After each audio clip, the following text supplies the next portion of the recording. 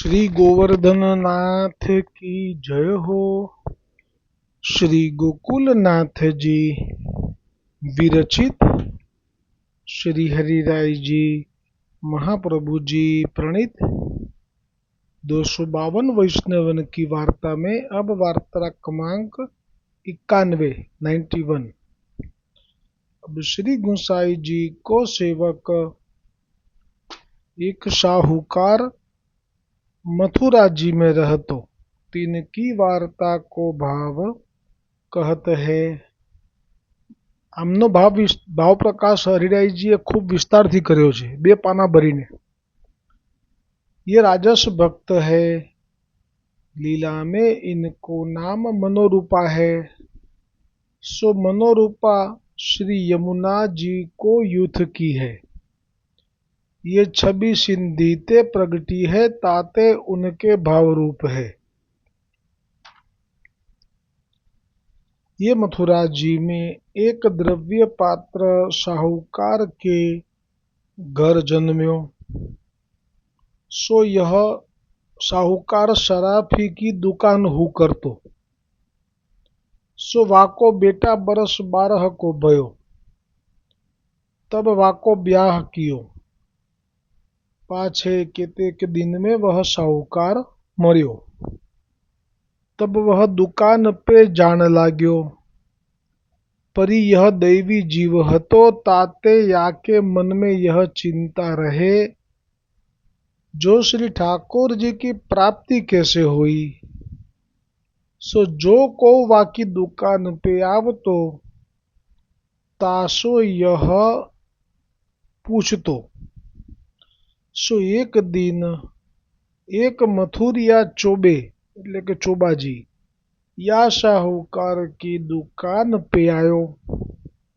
सो वह पंडित हतो। 300 यह साहूकार पूछ्यो, जो तुम बड़े पंडित हो, ताते हमको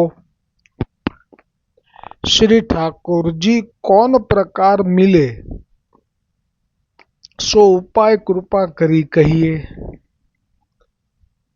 हमको श्री ठाकुर जी के मिलिवे की बहुत उत्कंठा रहत है। तब वह मथुरिया चोबे ने कहो, जो सुनी श्री ठाकुर जी तो घर छोड़ी एकांत वन में जाई भजन करे तब मिलत है। ता उपरांत जो तो को कछु पूछनो होई तो तू श्री गोकुल जा। तहाँ श्री विठल नाथ जी गुसाई जी रहत है। 300 पूछी, वे बड़े पंडित है, बहुत लोग उनके सेवक है। यह कही मथुरिया चोबे तो अपने घर गयो। पाछे दूसरे दिन वह साहूकार श्री गोकुल आयो। सो ता समय श्री गुसाई जी आप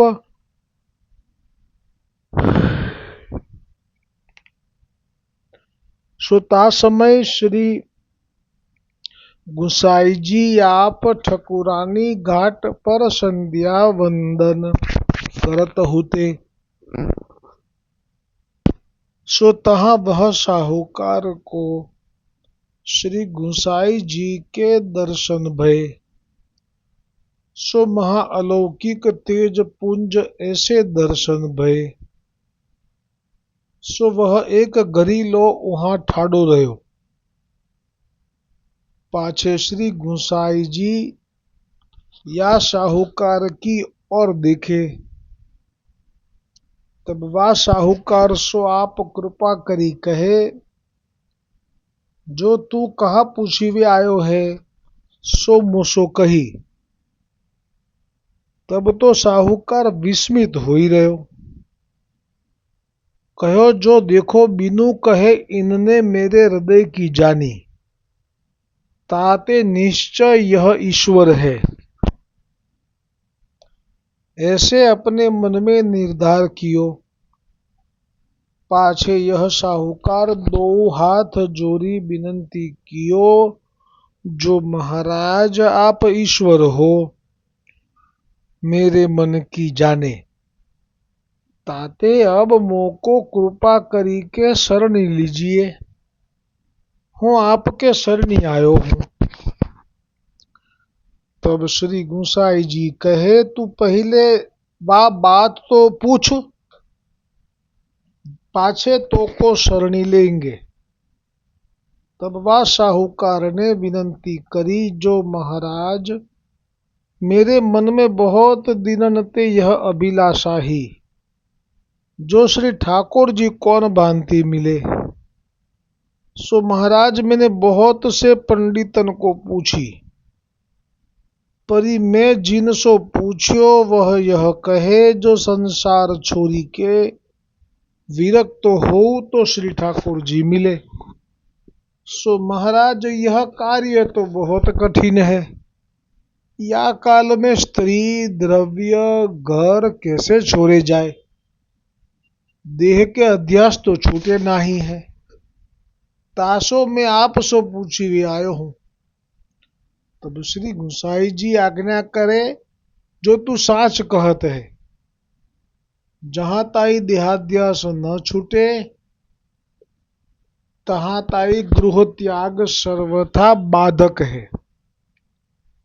ता उपरांत जो को बिनु विचारे गृह छोरे, तो दुसंग करी निश्चय भ्रष्ट हुई। और ठाकुर तो काहू साधन किए ते मिलत नाही है, वे तो अपनी कृपा ही ते जीव को मिलत है। ताते जीव को भगवद सेवा ही कर्तव्य है, जाते उनकी कृपा हुई। यह सुनी के साहूकार बहुत प्रसन्न भयो, पाछे विनती कियो, जो महाराज अब मोको बेगी शरणी ले भगवत सेवा पधराई दीजिए, तो हाँ सेवा करूं। तब श्री गुसाई जी वाको आज्ञा किए, जो तू श्री यमुना जी में नहाई ले, हम तो को यहाँ ई शरणे लेंगे। तब वह साहूकार श्री यमुना जी में स्नान करी श्री गुसाई जी के पास आयो। तब श्री गुसाई जी वाको नाम निवेदन कराई शरण लिए। નામ નિવેદનમાં નામ એટલે અષ્ટાક્ષર મંત્રનું દાન અને નિવેદન એટલે બ્રહ્મ સંબંધ મંત્રનું દાન કરાઈ શરણ लिए। पाछे वासो आज्ञा किए, जो तू हमारे संग मंदिर में चली, श्री नवनीत प्रिय जी के दर्शन करी, पाछे तो को भगवद सेवा पधराई देंगे। तब वह साहूकार श्री गुसाई जी के संग श्री नवनीत प्रिय जी के दर्शन करी पासे पधराई देंगे। तब वह साहूकार श्री गुसाई जी के संग श्री नवनीत प्रिया जी वाको अलौकिक दर्शन दिए। तब वह दर्शन करत ही थकित है गयो। ता पाछे श्री गुसाई जी नवनीत प्रिया जी को अनुसर करी अपनी बैठक में पधारे। तब वह साहूकार हु बैठक में आयो, पाछे श्री गुसाई जी को दंडवत करी बैठ्यो। तब श्री गुसाई जी व साहूकार को आज्ञा किए, अब तेरी कहा इच्छा है। तब वह साहूकार विनती कियो, जो महाराज मुको भगवद सेवा पधराई दीजिए, और सेवा को प्रकार हो कृपा करी समझाइए। तब श्री गुसाई जी कृपा करी के वा साहूकार को एक लाल जी को स्वरूप पधराई दिए। ता पाछे वा साहूकार सो श्री गुसाई जी आप कहे, तू इनकी सेवा मन लगाई के करियो, भाव प्रीति पूर्वक करियो, और इन जतन करत है, और इन को तू साक्षात करी के जानियो। जैसे तू अपने शरीर को शीत उष्ण भूख दुख आदि सो जतन करत है, ताही भांति इनी को करियो। जो कछु खान पान करे सो इनको समर्पी के करियो। એટલે यथा देहे तथा देवे। और श्री ठाकुर जी आप उत्तम वस्तु के भोक्ता है, ताते जगत में जो कछु उत्तम पदार्थ देखे तिनको तू श्री ठाकुर जी की सेवा में विनियोग कराइयो।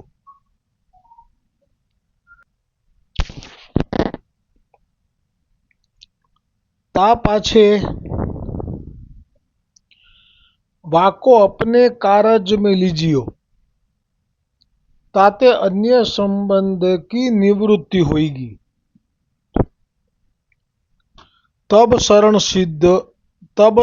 दृढ़ होइगो। शरण दृढ़ भय बिनु श्री ठाकुर जी की कृपा होत नाही। ताते घर में रही के मार्ग की रीति प्रमाण सेवा करियो। और मथुरा जी में अमुके स्त्री पुरुष वैष्णव निष्किंचन रहत है, ताको संग करियो। सो वे तो को सेवा को प्रकार क्षमा समझावेंगे। सो ता प्रकार तू सेवा करियो, ताते तेरे ऊपर बेगी कृपा होगी। आशीर्वाद आपी दीदा। ऐसे कही श्री गोसाई जी आप भोजन को पधारे। तब आप या साहूकार को आज्ञा किए, जो आज तू यहाँ ही महाप्रसाद लीजियो। पाछे श्री गोसाई जी आप भोजन करी बीड़ी ले बाहिर पधारे। तब वह साहूकार को आप जूठन की पात्री धरे। सो यह साहूकार महाप्रसाद लियो।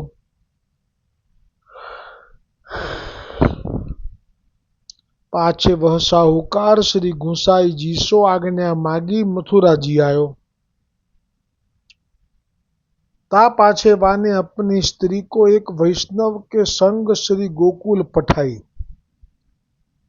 और स्त्री सो कहो तू बेगी श्री ठाकुर जी की सेवक हो। तब दो मिली के सेवा करे। सो स्त्री हूँ श्री गोकुल जाई, श्री गोसाई जी की सेवकिनी होई आई। तब दो मिली के सेवा करने लागे। पाछे यह निष्किंचन स्त्री पुरुष को संग करण लाग्यो। सो याको भगवद भाव बढ़्यो। तब वह साहूकार ऋतु अनुसार मनोरथ करण लाग्यो।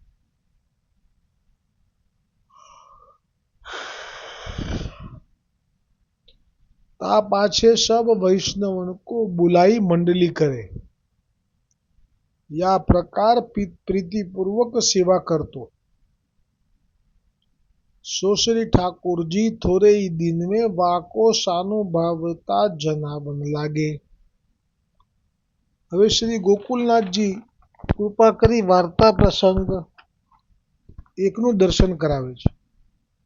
सो एक दिन साहूकार वैष्णव ने आम के दिनों में, એટલે અત્યારે જે ચાલે છે ને ગ્રીષ્મ ઋતુમાં કેરી, એનો સમય હતો। वैष्णव ने आम के दिनों में समस्त गाम के वैष्णवन की मंडली कीनी। એ બહુ દ્રવ્ય પાત્ર હતો અને ગોસાઈજીએ સેવક કર્યો અને કહ્યું કે ઋતુ પ્રમાણે સેવા કરજે, જે પણ લે તો દેવડાઈને લેજે। પણ વૈષ્ણવનો સંગ કર્યો નિષ્કિંચન પેલા, એટલે એને વૈષ્ણવના સંગથી બીજા વૈષ્ણવ પ્રત્યે પણ ભાવ વધ્યો। એટલે એણે સમસ્ત ગામના એટલે આખા મથુરાના જેટલા પણ વૈષ્ણવો છે એ બધાને આમંત્રણ આપ્યું. सो आम के रस की मंडली करी. सो मथुरा जी में श्री गुसाई जी के सेवक निष्किंचन स्त्री पुरुष दोई वैष्णव हते. सो उन वैष्णवन के यह नेम हतो, जो अपने श्री ठाकुर जी आरोगे सोई लेनो. और वैष्णव मंडली में न्योतो आवे तब तो सामग्री मंडली में हुई, सो अपने श्री ठाकुर जी को आरोगावते तब मंडली में जाते. કેટલો સુંદર તમે જુઓ, આ ઠાકોરજી પોતાના માથે બિરાજે છે, એમના પ્રત્યેનો ભાવ આમાં પ્રગટ કર્યો છે કે એના આરોગ્ય હું કેવી રીતે લઉં. એટલે એવો નિયમ જ કરી નાખેલો કે જવાનું ખરું, કોઈ જગ્યાએ એવી રીતે અતળા નહીં રહેવાનું. જ્યાંથી પણ આમંત્રણ આવે જવાનું, પણ ત્યાં જાણી લેવાનું કે મનોરથમાં શું ભોગ ધરવાના છે.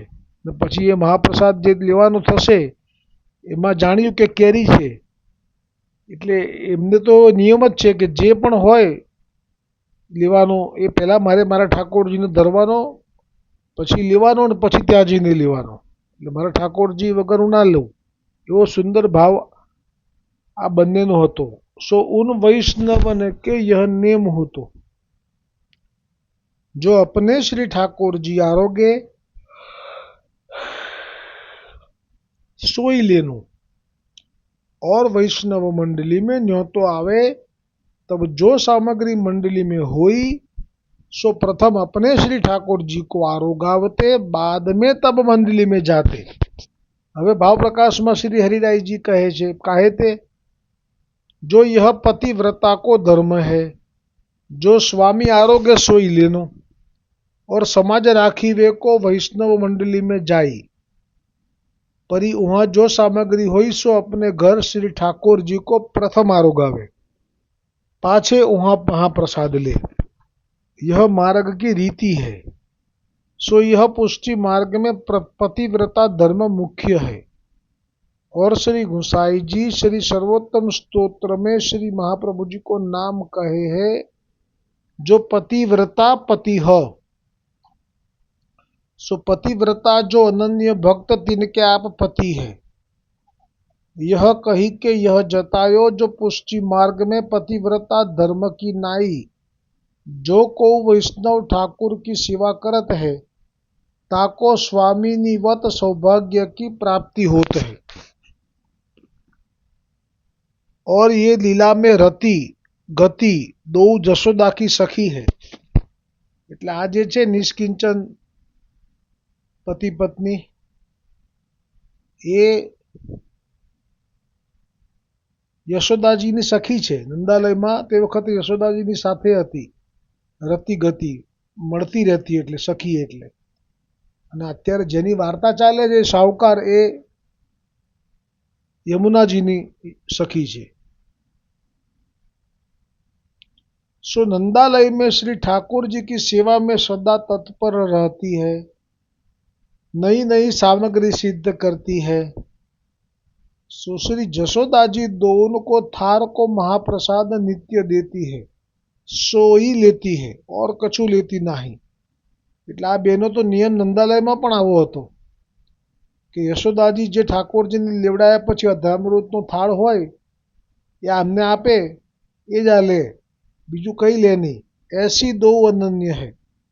सो वा दिन मंडली में रस હતો. રસ એટલે કેરીનો રસ.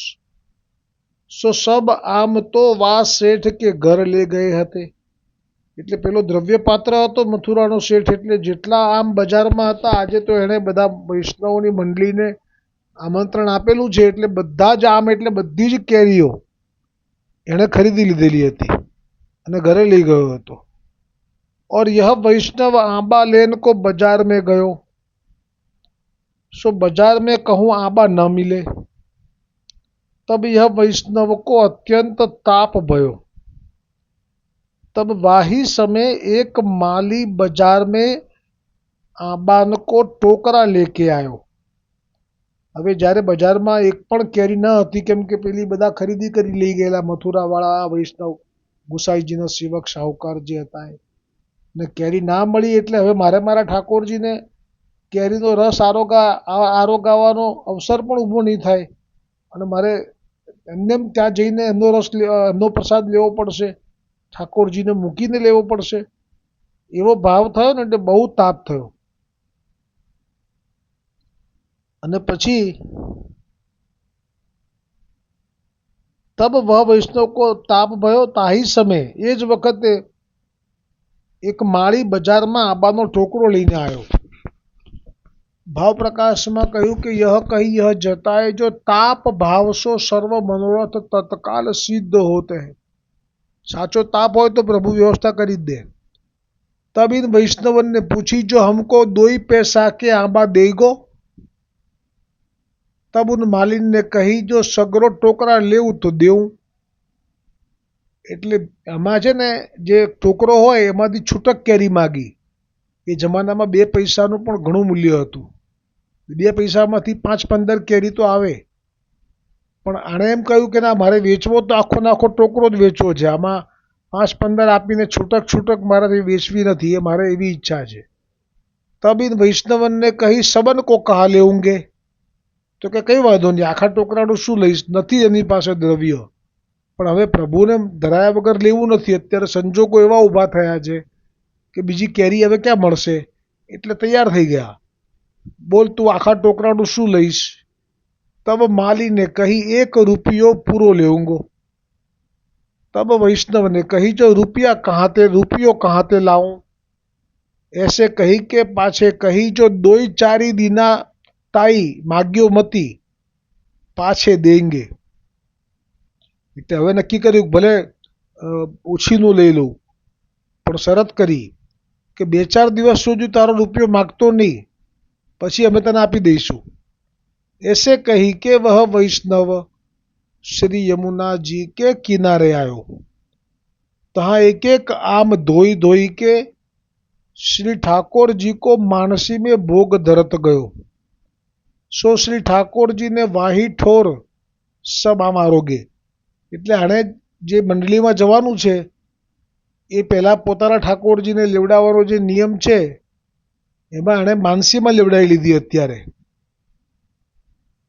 सो श्री ठाकुर जी ने वाही ठोर सब आ मारोगे. इतने में वा सेठ के घर भोग आयो. હવે જુઓ કેવી સુંદર લીલા થઈ રહી છે કે પેલા શેઠે બધી કેરી ખરીદી લેવડાયેલી, પણ એને એ ભૂલાઈ ગયું. શું ભૂલાઈ ગયું? જોઈ આવશે. सो तहाँ एक आम धोई श्री ठाकुर जी को भोग धरत गयो. मानसी में ठाकुर जी सब आरोगे. इतने में वा सेठ के घर भोग आयो. सो सब आंबान को रस ही निकासे. એટલે એ લોકોને જેવી બધી ખરીદી કરી લીધી, મતલબ મથુરાની બધી કેરીઓની, એના બહુ બધા વૈષ્ણવ બેસીને એની કેરીઓ કાઢી, રસ કાઢી લીધો. इतने में वा सेठ के घर भोग आयो और सब आंबान की रस की केरी निकासे. સમંગલ આમ કોઈ ન હતું. એટલે આપણે ભોગમાં એવો રિવાજ બી છે કે ઠાકોરજીને રસ આવે એમાં સમંગલ એટલે રસ કાઢ્યા વગરની પણ કાપેલી સિદ્ધ કરેલી કેરી પણ આવે. એ બધી કંઈ રસ ના આવે. એટલે આખી કેરી જે રાખવાની હતી એ રાખી નહીં, બધાનો રસ કાઢીને બેસી ગયા. તબ બજાર મેં શેઠ ને મનુષ્ય કો પઠાયો જો આમ ले आऊं. सो वह वैष्णव बैठ्यो હતો तहाँ आए. तब माली ते पूछ्यो आम बेचेगो. तब उन मालिन ने कही जो आम तो इस वैष्णव ने लिए है. એટલે ત્યાંનો સોદો થઈ ગયો છે. तब इन वैष्णव ने उन मनुष्य सो कही जो चाहिए तो ले जाऊं. હવે આ વૈષ્ણવે માનસીમાં ભોગ તો ધરી દીધો છે.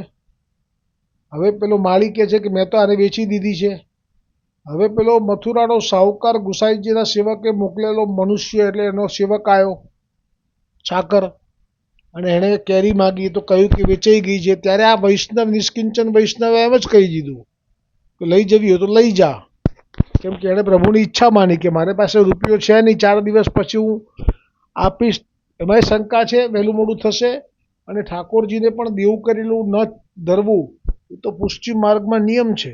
બધી રીતે ભગવદ ઈચ્છા માની લીધી અને કહ્યું કે ચાહીએ તો લે જા, 1 રૂપિયા મેં ઠહરાએ હે. એટલે એમાં પછી જે હતો એ જ ભાવ કીધો. तब उन मनुष्य ने कही जो चलो रुपया हम दिवाए, रुपया हम दिवाए ऐसे कही के वे मनुष्य तो आम ले गए और वह वैष्णव अपने घर आयो. तब सेठ के घर वे आम खासा करी के श्री ठाकुर जी को भोग धरवे लगे. तब श्री ठाकुर जी ने सेठ से कही, जो ये आम तो फलाने वैष्णव ने अपने श्री ठाकुर जी को धराए है. પ્રભુથી કશું છાનું છે, બધી ખબર છે. તાતે પ્રસાદી આમ તો મેં આરોગુંગો. એટલે ખરેખર તો આપ પ્રસાદી આરોગ આમ તો ના જ આરોગે ને, એક વખત ભોગ ધરાઈ ગયો હોય એટલે કેવી રીતે આરોગે. એ સ્વરૂપ પણ આ સ્વરૂપ જુદા છે. જેમના માથે જે પધરાયું હોય, જેમ રાસ રમાતો હોય અને એક ગોપી અને એક કાન હોય, તો જે ગોપી પાસે જે કાન ખાડ ઉભા હોય, ઠાડા હોય, એ જે ન થયા ને પછી બીજાનું શું કામ, એવી રીતે.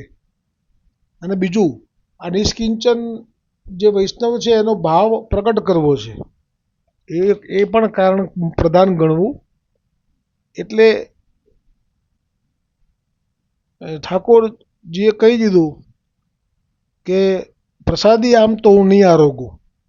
तब सेठ ने उन वैष्णवन को बुलाए के पूछी, जो ये आम तूने श्री ठाकुर जी को भोग धरे है. तब उन वैष्णवन, હવે દિન થઈ ગયા આ વૈષ્ણવ કે આ તો જો આના ઠાકોરજીએ તો કહી દીધું, એટલે હવે કહે છે જે એમનો ભાવ છે એમની દીનતા પ્રગટ કરે છે, નિષ્કિંચનતાની. तब उन वैष्णवन ने कही, जो हाँ धरे तो खरे, कहाँ करे, 5 રૂપિયા नहीं, ताते ऐसे किए. कबूल पण કરી લીધું. હો.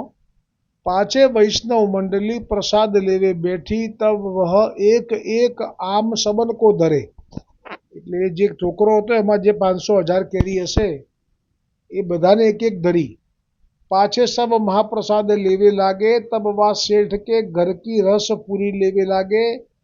ता पाछे समंगल आम लिए, सो वह अत्यंत अलौकिक स्वाद लगे. काहे ते जो वह वैष्णव ने ताप भाव करी के श्री यमुना जी के तट पे श्री ठाकुर जी को आम समर्पे. सो वहाँ ही श्री ठाकुर जी ने अति प्रसन्नता तो हुई आरोगे. એટલે જો આ ભાવથી જ આરોગે છે. ભાવનો ભોગી રે મારો વાલો, નટવર નંદાજીનો લાલો, ભાવનો ભોગી રે હો મારો. એટલે તો કહ્યું છે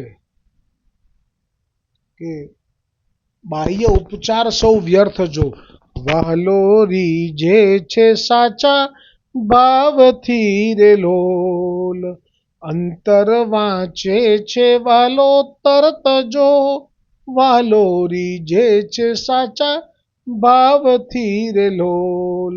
બાહ્ય ઉપચાર સહુ વ્યર્થ જો.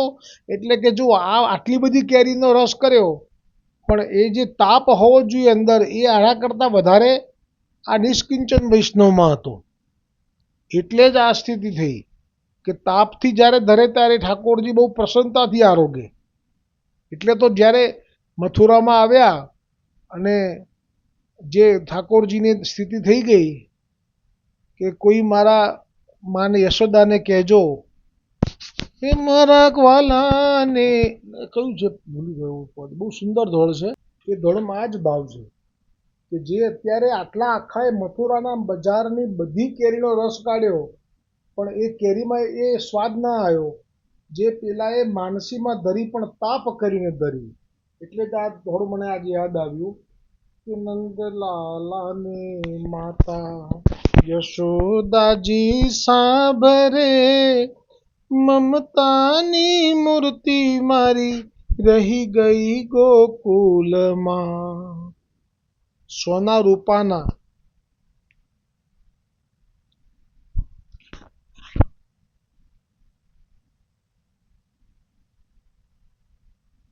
નંદલાલા ને માતા યશોદાજી સાંભરે, મમતાની મૂર્તિ મારી રહી ગઈ ગોકુલમાં. 56 ભોગ અહીં રોજ પીરસાતા, 56 ભોગ રોજ અહીં પીરસાતા, માખણ ને મિશ્રી મારી રહી ગઈ ગોકુલમાં. નંદ બાબા ને માતા યશોદાજી સાંભરે, મમતાની મૂર્તિ મારી રહી ગઈ ગોકુલમાં. સોના રૂપાના અહીં વાસણ મજાના, સોના રૂપાના અહીં વાસણ મજાના, કાંસાની થાળી મારી રહી ગઈ ગોકુલમાં. કાંસાની થાળી મારી રહી ગઈ ગોકુલમાં. નંદ બાબાને માતા યશોદાજી સાંભરે, મમતાની મૂર્તિ મારી રહી ગઈ ગોકુલમાં. 56 ભોગના થાળ પીરસાય છે, 56 ભોગના થાળ ધરાય છે, માખણ ને મિશ્રી મારી રહી ગઈ ગોકુલમાં. હીરા મોતીના થાળ ધરાય છે, ગુંજાની માળા મારી રહી ગઈ ગોકુલમાં. હીરા માણેકના મુકુટ ધરાય છે, મોરપીંછ પાગ મારી રહી ગઈ ગોકુલમાં. હાથીને ઘોડા અહીં ઝૂલે અંબાડીએ, ગોરી ગોરી ગાવડી મારી રહી ગઈ ગોકુલમાં. સારંગીના સૂર ગુંજે, સારંગીના સૂર ગુંજે મજાના, વાલી મારી વાસણી રહી ગઈ ગોકુલમાં. રાધાજીને એટલું કહેજો ઓધવજી, અમી ભરી આંખડી મારી રહી ગઈ ગોકુલમાં. નંદ બાબાને માતા યશોદાજી સાંભરે, મમતાની મૂર્તિ મારી રહી ગઈ ગોકુલમાં. શ્રી गोकुलनाथ जी वर्णन करता कहे छे पाचे, तब वा सेठ के घर की रस पूरी लेवे लागे, ता पाछे ओह समंगल आम लिए, सो वह अत्यंत अलौकिक स्वाद लगे. काहे ते जो वह वैष्णव ने ताप भाव करी के श्री यमुना जी के तट पे श्री ठाकुर जी को आम समर्पे, सो वहाँ ही श्री ठाकुर जी ने अति प्रसन्न हुई आरोगे. भाव प्रकाश. या वार्ता को अभिप्राय यह है, जो वैष्णव प्रीति पूर्वक जाठ और जैसे प्रकार सो श्री ठाकुर जी को भोग धरत है, ताठ और तैसे प्रकार सो श्री ठाकुर जी आप श्री महाप्रभु जी वल्लभाचार्य जी श्री गुसाई जी की कानी सो साक्षात श्री मुक्त अंगीकार करत है. तामे वैष्णव को उत्तम वस्तु जा भांति बनी आवे, ता भांति श्री ठाकुर जी को समर्पणी, यह सिद्धांत बयो. सो वह सेठ और वह वैष्णव ऐसे परम कृपा पात्र भगवत यह हते, ताते इनकी वार्ता कहाँ ताई कहिए. હવે આવતીકાલે વાર્તા ક્રમાંક 92 આવશે.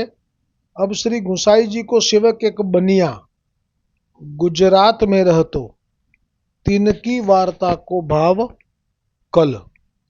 बोलो श्री दृढ़ इन चरण न केरो भरोसो, दृढ़ इन चरण न केरो, श्री वल्लभ नख चंद्र छटाबिन सब दुनिया में सब दृढ़ इन चरण न केरो भरोसो, दृढ़ इन चरण न केरो, श्री वल्लभ नख चंद्र छटाबिन सब जगमाजू अंधेरो, साधन और नहीं आ कली में जासो होई निवेरो, सुर कहाँ कहे द्विविध आंधरो, बिना मोल को चेरो.